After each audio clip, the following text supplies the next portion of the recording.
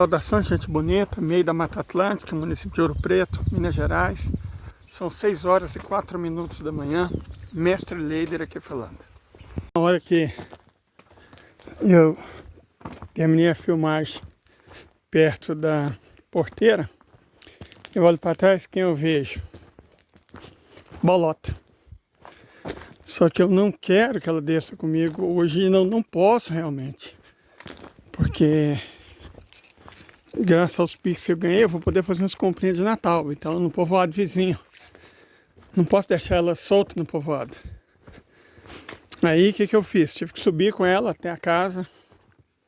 Descer de novo. E, bom, enfim. Estamos aqui novamente. No vídeo que a gente fez, às 4h30 da manhã, um pouco antes do nascer do sol, nós falamos sobre ideologia, especificamente a ideologia do consumo criminosamente propagada por publicitários, certo?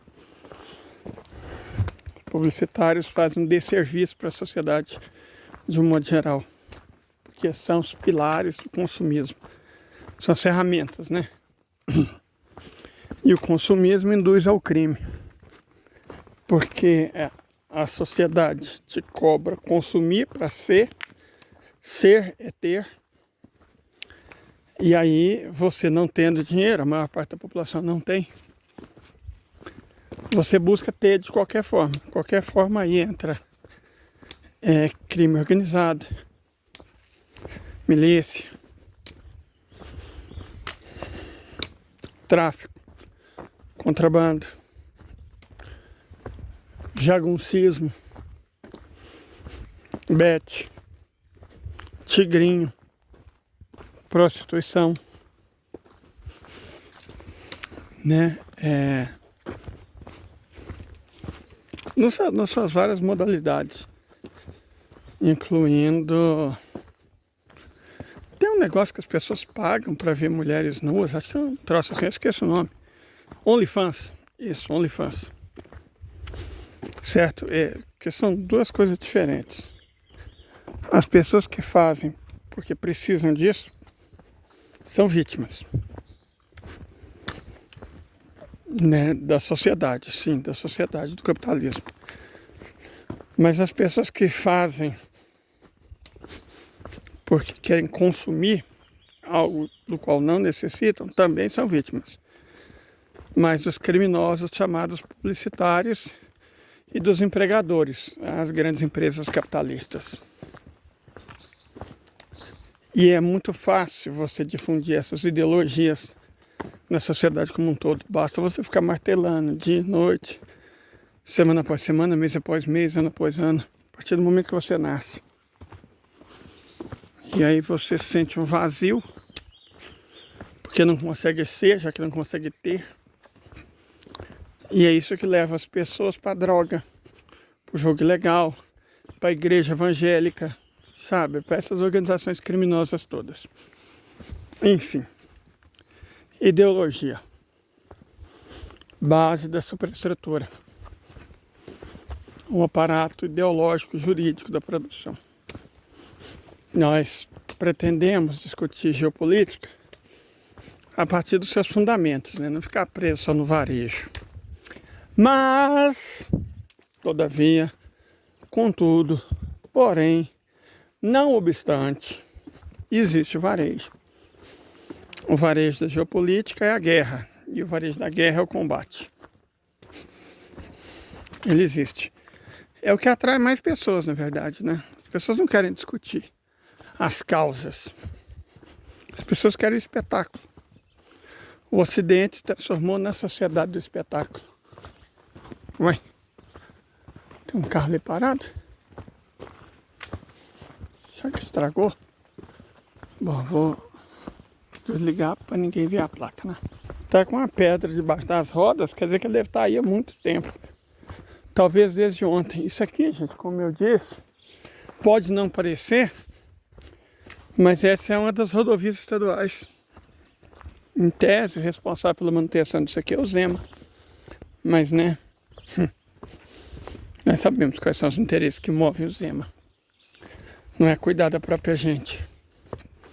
Então, essa rodovia, e sim, isso é uma rodovia, liga São Bartolomeu, Distrito de Ouro Preto, a Santa Luzia, na região metropolitana de Belo Horizonte. Então, algumas pessoas, você pode ir para Santa Luzia passando por Cachoeira do Campo e Itabirito. Mas aí você faz um desvio que mais que duplica a distância. Bem mais que duplica, triplica a distância. E aí algumas pessoas optam por fazer o trecho por essa rodovia. O que pode se revelar um erro se você não tem um veículo traçado, porque aqui é tenso. Certo? Isso aqui é tenso. Não tem ajuda. Evidentemente não tem posto de gasolina. Não tem oficina mecânica. Né? Se lascar aqui, tá lascado. Não tem muito o que fazer não. E nem sinal de internet ou telefone celular, que é... Estão vendo, tá no meio da mata. Mas voltando ao nosso assunto. A ideologia, enquanto conjunto de ideias que a classe dominante quer que a classe dominada tenha, acreditando que é dela, ela vai muito além da publicidade e da propaganda, que mantém o consumismo e, portanto, o crime acesos. A sociedade precisa do crime para justificar a polícia. A polícia foi criada na Inglaterra, né, no meados do século XIX, para proteger a propriedade e os proprietários. Para justificar a existência dessa instituição violenta, e morando no Brasil, eu não preciso dizer muita coisa, né, sobre o que é a PM. Né, não preciso dizer muita coisa. Para justificar a existência dessa instituição violenta que trabalha para os donos do capital, para os ricos, para os empresários, e oprime a maior parte da população, particularmente os pobres,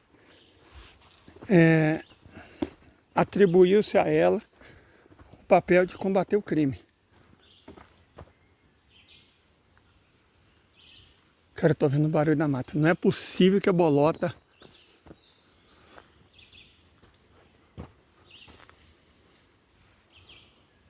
É a bolota. Muito difícil, gente. Muito difícil mesmo. Muito difícil. Ela simplesmente esperou virar as costas, entrou no mato e tá me seguindo desde o mato. Certeza que é ela. Que nenhum animal silvestre acompanha a gente, com a gente falando. É ela. Eu vou ter que dar um jeito de alguma maneira colocar ela na coleira. Não tem mais como não. Sabe, é difícil. É aquilo que eu disse. Não é de inconveniente. Tornou-se um problema. Certo? Eu realmente tenho que dar um jeito de resolver isso usando medidas que eu não queria usar. Mas não vai ter outra forma. Olha lá, ela sim, olha lá embaixo, ó. Ela veio me acompanhando pelo mato, esperou eu dar as costas. E simplesmente passou na minha frente. Pelo menos o Pingo não tá, né? O Pingo tá preso. O Pingo é um cachorro educado, apesar de tudo. Olha lá ela, lá na frente. E Pitoco só vence a bolota becarona. Complicado, gente. Aí eu não sei o que eu vou fazer, porque eu não vou poder ficar vigiando. Me tornei refém de cachorro. Eu não vou poder ficar vigiando ela. Vou ter que ir em cachoeira.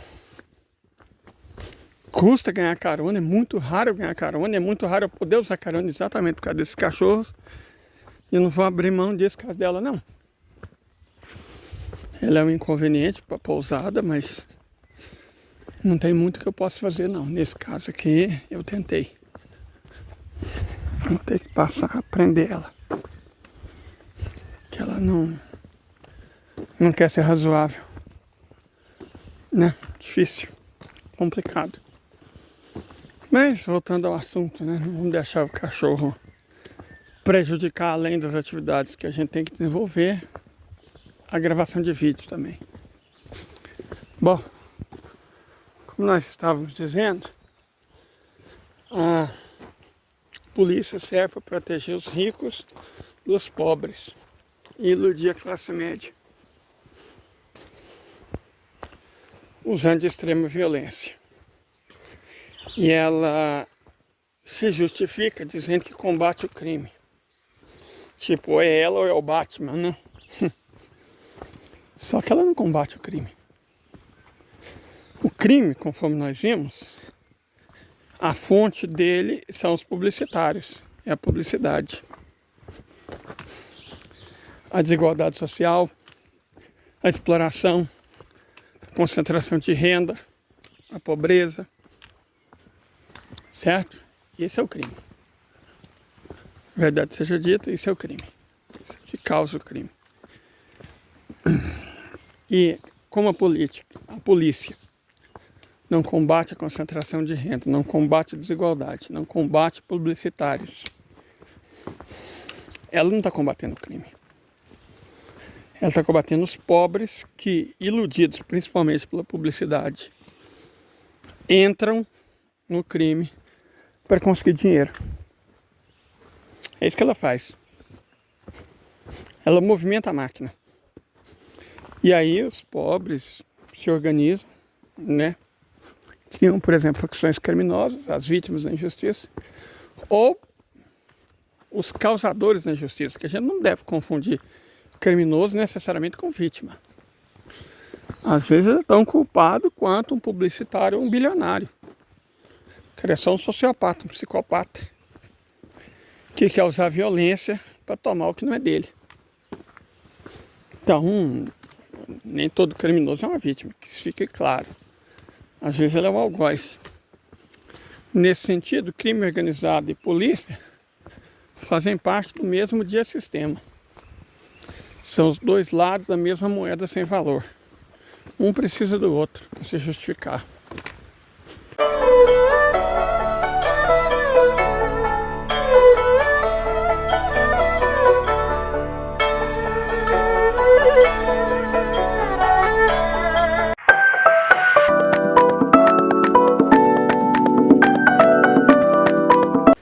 Correto? Na verdade é um três sistema, porque se aí você tem publicidade, crime organizado e polícia, que formam o triângulo sobre o qual se assenta o capitalismo.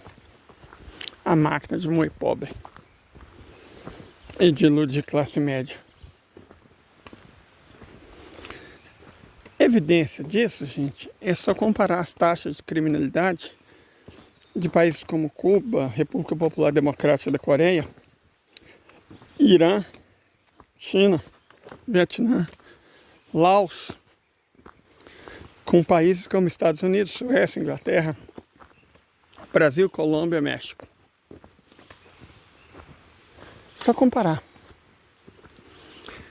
E aí vocês vão ver quais países de longe são muito mais criminosos. Tem polícias muito mais violentas. Tem publicidade muito mais premiada. Eu acho que premiar a publicidade é mais ou menos como premiar estuprador, assassino, ladrão, sabe? As pessoas não veem isso. As pessoas associam publicidade a uma coisa boa, mas não é, gente. Quando você premia a propaganda do ano, é como se você premiasse qual foi o estuprador do ano, qual foi o assassino do ano, qual foi o ladrão do ano, qual foi o corrupto do ano.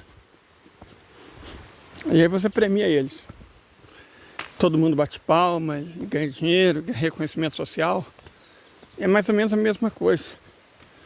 O capitalismo tem essa habilidade de normalizar o que é errado. A escravização, por exemplo. Escravização, ela é um fato do Ocidente e das civilizações influenciadas pelo Ocidente. Não houve escravidão na China. certo? Não houve. Não houve escravidão na China. Olha lá a bolota. Nem escravidão no Japão antes de contato com o Ocidente. A escravidão, diferente do que falam os ANCAPs, não é uma característica inerente da humanidade.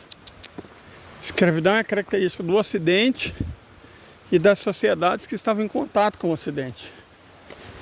Certo? A escravização pessoal foi criada basicamente por hebreus não, israelitas, né?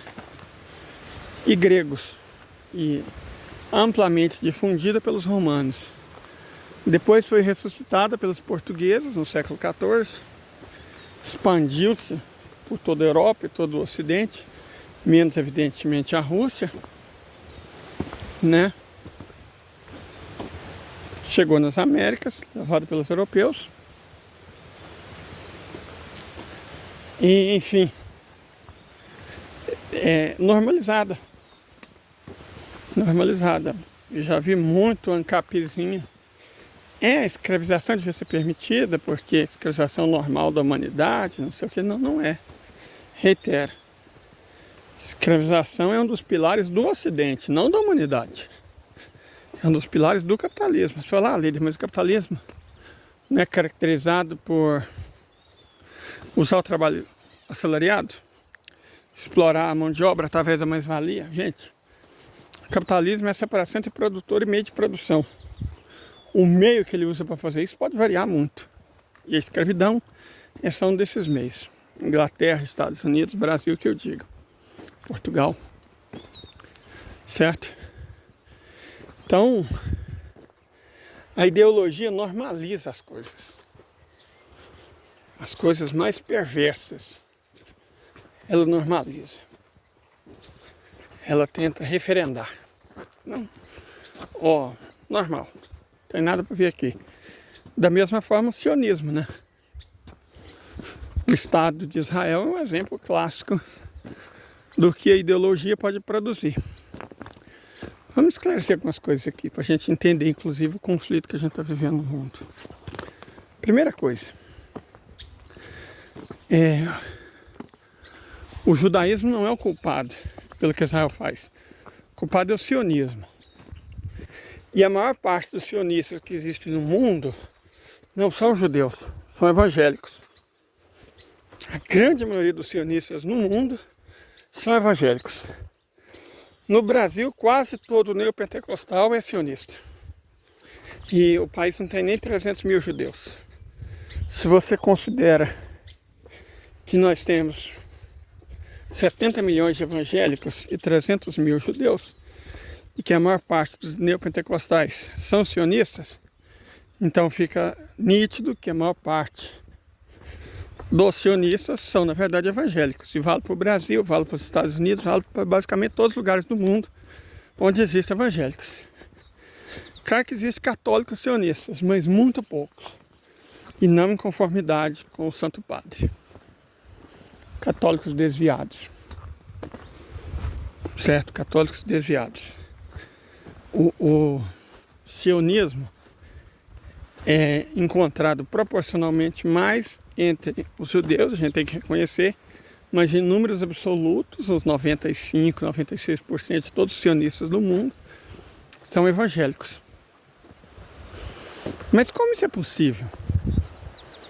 Se você parar para pensar que o judaísmo não gosta dos cristãos. Na verdade, Israel proíbe confessar o cristianismo publicamente. Os caras cospem na cara dos cristãos que vão lá dar dinheiro para eles. Eles profanam igrejas católicas, né? Evangélicas não. Mas eles profanam igrejas católicas. Certo? Então, como isso é possível? O neopentecostalismo, nós já falamos sobre isso, não é cristão. Na verdade, ele é anticristão. Os neopentecostais não é que eles não são cristãos, é normal não ser cristão. Tem muita gente que não é, aliás, a maior parte da humanidade não é cristã. Tá tudo bem, cara, tá tudo certo. Normal. Agora, o que eles são é anticristãos. Aí deixa de ser normal. Certo? Aí é outra coisa, eles são anticristãos. A seita davídica, na qual ele se constitui, é inimiga de tudo aquilo que Jesus pregava.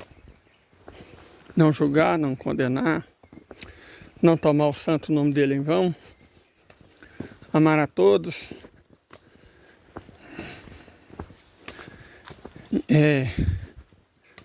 o reino dos céus não é dos ricos, é mais fácil um camelo atravessar o buraco na agulha do que os ricos entrarem nele. Então, todas essas coisas são cristãs. E todas essas coisas são o exato contrário do que é a seita davídica dos evangélicos neopentecostais. Quem criou os evangélicos? Os Estados Unidos da América. O pentecostalismo surge na Califórnia no começo do século XX. O neopentecostalismo surge no Texas, em metade do século XX. Teologia da prosperidade surge no sul dos Estados Unidos, na década de 1970. Teologia do domínio surge em Nova York, no começo dos anos 2000, fim dos anos 1990. Então essas coisas foram criadas pelos Estados Unidos para fazer a cabeça das pessoas, para justificar a existência de Israel. Israel é um estado altamente ideológico, certo? Não só porque eles são segregacionistas, um estado de apartheid, mas essencialmente porque eles justificam o que eles fazem usando a tragédia que os europeus de religião judaica sofreram na unha dos europeus no começo do século XX. Então, os israelenses, os askenazes, né? Eles usam o que o Adolf fez com europeus de religião judaica como justificativa para tudo que eles fazem. E graças ao apoio amplo e restrito da publicidade, dos estados nacionais, da imprensa, da mídia, eles tiveram sucesso muito tempo. Nunca mais, 6 milhões, eles tiveram muito sucesso em justificar os horrores, as atrocidades que eles cometeram desde sempre contra os palestinos. E a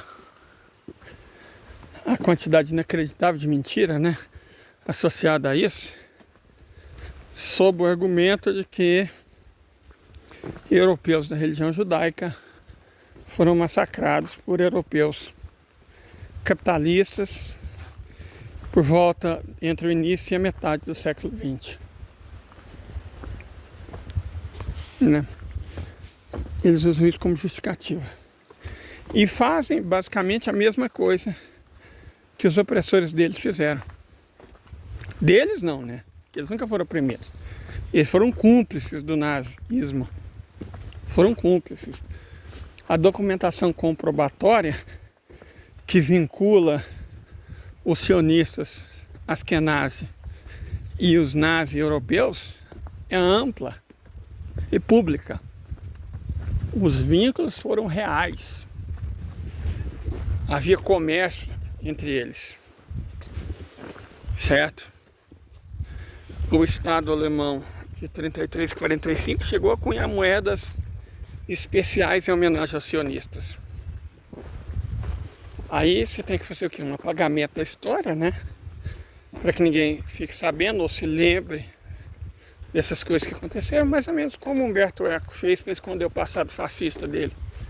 Inventa uma historinha e vida que segue. Ninguém está de fato preocupado, ninguém de fato quer saber. Olha lá, ó. Bolota. Difícil. E essas historinhas, cara, os Estados Unidos estão quebrando. Estão quebrando. Entre outras coisas, para proteger nazis na Europa, via Ucrânia, sionistas no Oriente Médio, via Estado de Israel. O país gasta centenas de bilhões de dólares com esses dois estados ilegítimos, e é dinheiro que faz falta para a própria população. população dos Estados Unidos efetivamente está sofrendo. E está sofrendo muito. Falta de emprego, inflação, endividamento, falta de moradia, fome, pobreza, certo? Sofrem.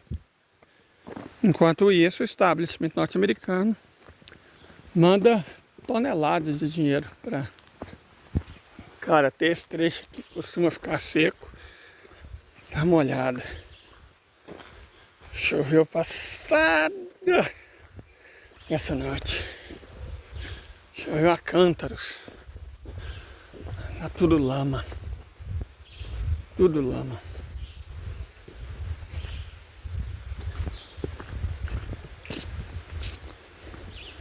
É. Difícil. Muito difícil. De toda forma, voltando à importância da ideologia. Os Estados Unidos, o capitalismo, é mestre desde sempre em manipular as coisas em favor dos próprios interesses. E mentir. Veja, por exemplo, eles gostam muito de falar que as primeiras revoluções aconteceram no fim do século XVIII. A Revolução Francesa, né? O povo contra a maldade da realeza, liberté, égalité, fraternité. A Revolução Americana, o povo que só queria ser livre e praticar a religião em paz. A Revolução Burguesa, o mundo se industrializou e graças a isso se tornou um lugar melhor. Tudo isso é mentira. Tudo isso é mentira deslavada. Inclusive o fato de que foram as primeiras revoluções burguesas. Não, a primeira revolução burguesa foi a Revolução Gloriosa. 100 anos antes da Revolução Francesa. 1685. Revolução Gloriosa foi aquela na qual a burguesia assumiu o controle do Estado britânico. Estado inglês, né? Se tornou Grã-Bretanha depois. 1717. Então, a Revolução Gloriosa foi o momento em que os burgueses falaram que, hey, não precisa de vocês mais não. Vamos assumir diretamente o controle. A República de Cromwell foi a primeira tentativa, né, de assumir diretamente o poder. Mas não deu certo, porque apesar de Oliver Cromwell ser o canalha certo, o filho dele era um imbecil. Então, eles chegaram à conclusão que era melhor a monarquia, desde que o rei não tivesse poder. E foi nessa que eles substituíram Jaime II por Guilherme de Orange, um príncipe holandês. E aí, rei da Inglaterra se torna sinônimo de pessoa decorativa, sem poder real. A burguesia efetivamente passou a comandar. A primeira revolução burguesa, portanto, foi a gloriosa. Por que ela é escondida? Porque ela não tem nada de glória. Não tem nada de glória. A Revolução Gloriosa foi feita pela elite da elite, pelo creme de la creme da sociedade inglesa. Banqueiros, traficantes de escravos, contrabandistas, grandes comerciantes. Foram essas pessoas que fizeram a revolução. Não foi uma revolução no sentido de que o povo foi para as ruas e tudo mudou, não. Foi tipo a proclamação da República no Brasil. Foi uma coisa decidida por uma casta. E a proclamação da República foi uma farsa.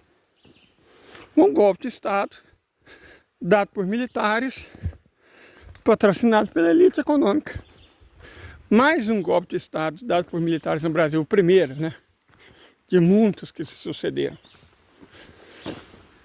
Então, assim como a proclamação da República é essencialmente um nome bonito para esconder um golpe de Estado, a Revolução Gloriosa foi um evento organizado, financiado e praticado pelas elites para assumir o controle do Estado. Não é à toa que, se em 1685 houve a Revolução Gloriosa, antes da chegada do século XVIII, eles já tinham criado o Banco da Inglaterra. Uma das condições dos banqueiros ingleses para, concordar com tudo aquilo foi o fato de que eles passariam a ter o controle da emissão da moeda e da dívida pública. O Banco da Inglaterra foi o primeiro banco central, ou seja, o primeiro banco particular que assumiu funções que deveriam ser do Estado, em prol de uma única classe social, no caso a burguesia. Isso aí, para não contar essas coisas, você estuda, quando estuda a Revolução Gloriosa no colégio, como nota de rodapé, tipo, não foi importante.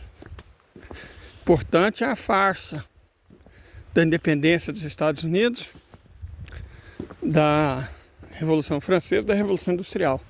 Quando você estuda a Revolução Industrial, você não fica sabendo que ela foi patrocinada primeiro com o dinheiro da escravidão, do colonialismo e da pirataria, e a segunda com o dinheiro da vida, né, dos indianos. A vida dos indianos patrocina a segunda Revolução Industrial. E a dos chineses também. Você não estuda isso. Pode ter certeza que você não estudou isso na escola, no colégio. Eu sei porque eu fui professor. E a gente é pago para mentir. Para divulgar livros de... Se for escola particular, são apostilas, né? Os pais, os alunos de escola particular são levados a crer que estão dando o melhor para os filhos. Não. Os filhos estão sendo feitos de cobaias por editoras britânicas ou americanas ou canadenses que vendem apostilhas que vão enganá-los. E o professor não é parte da solução igual ele acredita. O professor é parte do problema. Foi um dos principais motivos que me fez deixar uma vida confortável. Escola particular paga até bem. E vim para o meio do mato. Passar raiva com um cachorro desobediente e andar no meio da lama. Quando ficou claro para mim que eu não era parte da solução. A educação não é a solução. Eu era parte do problema, que é a doutrinação ideológica. Foi o que aconteceu. Então, ninguém ensina, né? Ninguém ensina essas coisas. Ensina na faculdade. Mas esse conhecimento não sai de lá. Porque não chega nos livros da escola pública. E muito menos nos livros da escola particular. Nos apostilas da escola particular, que são decididos na Inglaterra, em Toronto, né, nos Estados Unidos. É Londres, Nova York, Toronto, que decide que os alunos das escolas particulares brasileiras vão aprender, né? O sistema educacional é criado para falhar. Vamos imaginar o seguinte, só para vocês entenderem como é que isso funciona, que isso também faz parte da ideologia. Imagine que a sociedade é uma selva. Você tem todo tipo de animal, com todo tipo de talento. Os macacos são muito bons em subir em árvores. As aves voam. Os peixes nadam. Os tatus escavam. Os mamíferos correm, de modo geral. E o que é educação? A educação é você escolhe qual que é o animal mais prático para você. Aí você chegou à conclusão que o melhor animal é o gato. Então, quanto mais o animal, independente se for um macaco, um papagaio, um peixe, um tatu, aprender a miar, maior vai ser a nota dele. O vestibular é um concurso de miados. Então você pega todos os talentos que as pessoas têm, joga no lixo e as obriga a estudar algo que não vai ser útil para elas, algo que não vai desenvolver o potencial delas. Na verdade, houve até um estudo nos Estados Unidos sobre isso, muito interessante, feito pela NASA, incrivelmente. A NASA, na época, né? Hoje não, hoje ela não é nada. Mas a NASA já foi importante fonte produtora de tecnologia. Ela precisava para a corrida espacial. Então ela precisava de pessoas inteligentes. E aí mandaram os pesquisadores civis da NASA pesquisar qual que era a potencial matéria-prima de pessoas inteligentes, geniais, criativas nos Estados Unidos. Chegaram à conclusão que aos 5 anos, por volta de 95% das pessoas eram criativas e potencialmente geniais. Aí, aos 10, esse número já tinha caído para 70%. Aos 15, não chegava a 30%. E quando terminava a faculdade, apenas 2% podiam ser considerados geniais. Quer dizer, então como é que 95% se torna 2%? No intervalo de 20 anos? Simples, educação. A educação não deixa as pessoas mais inteligentes, ela deixa as pessoas mais burras, muito mais burras. Ela deixa as pessoas muito mais burras. Os que se destacam pela inteligência são crucificados pelo sistema. E eu tive 5 alunos meus que perderam a vida. 3 por bullying,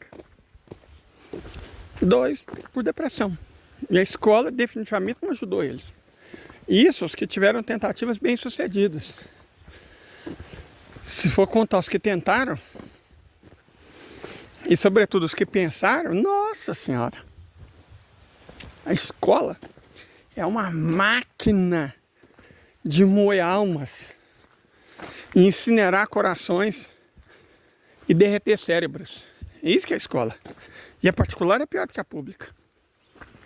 A particular é pior do que a pública. É uma máquina de bullying e burrice, em alta quantidade, que premia os mais dóceis, os mais obedientes, os que têm melhor memória, nunca os mais inteligentes, os mais criativos, os mais capazes.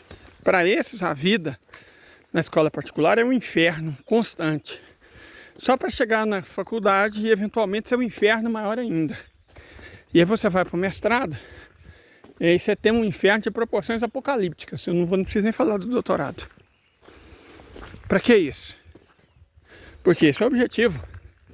Você garante que as pessoas que estudam mais são as que saibam menos. E impede que os mais inteligentes prevaleçam sobre os mais ricos. É assim que funciona. Correto? Esse é o leitmotiv. É sobre isso. E evidentemente não está nada bem, né? O aparato ideológico,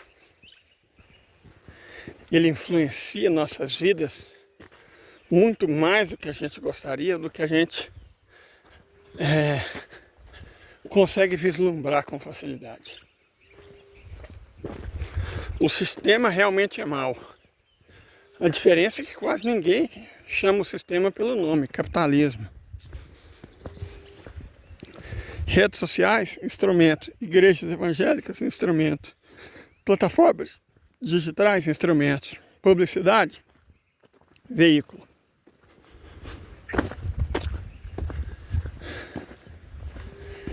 Esse é o mundo que nós precisamos transformar. Mas mais do que isso, e para isso eu estou fazendo esse vídeo. Esse não é necessariamente um mundo. Isso é o Ocidente. Pode existir capitalismo em nações não ocidentais? Tranquilamente. Pode existir o Ocidente num sistema que não seja o capitalismo? Nunca. Jamais. O Ocidente precisa do capitalismo. O capitalismo pode prescindir do Ocidente. Mas o Ocidente não pode prescindir do capitalismo. De modo que se a gente quiser um mundo em paz, é fundamental acabar com o capitalismo. É isso que sustenta os Estados Unidos, a OTAN, Israel, mídia, escolas particulares, religião evangélica, fundamentalismo diverso. É o capitalismo. Esse é o problema.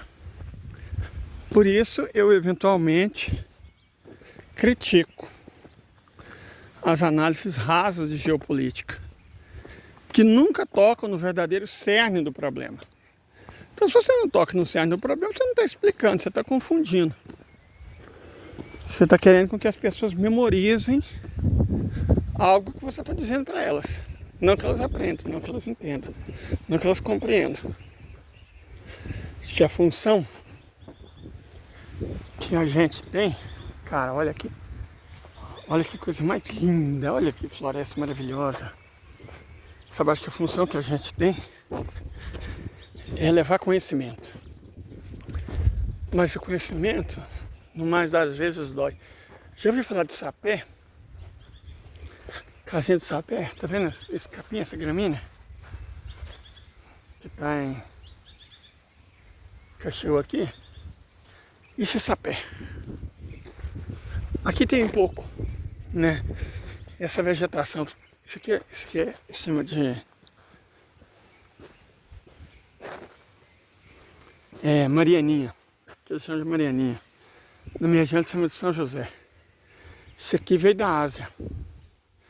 Originalmente isso aqui era sapé. Ainda existe alguns pés que conseguiram resistir.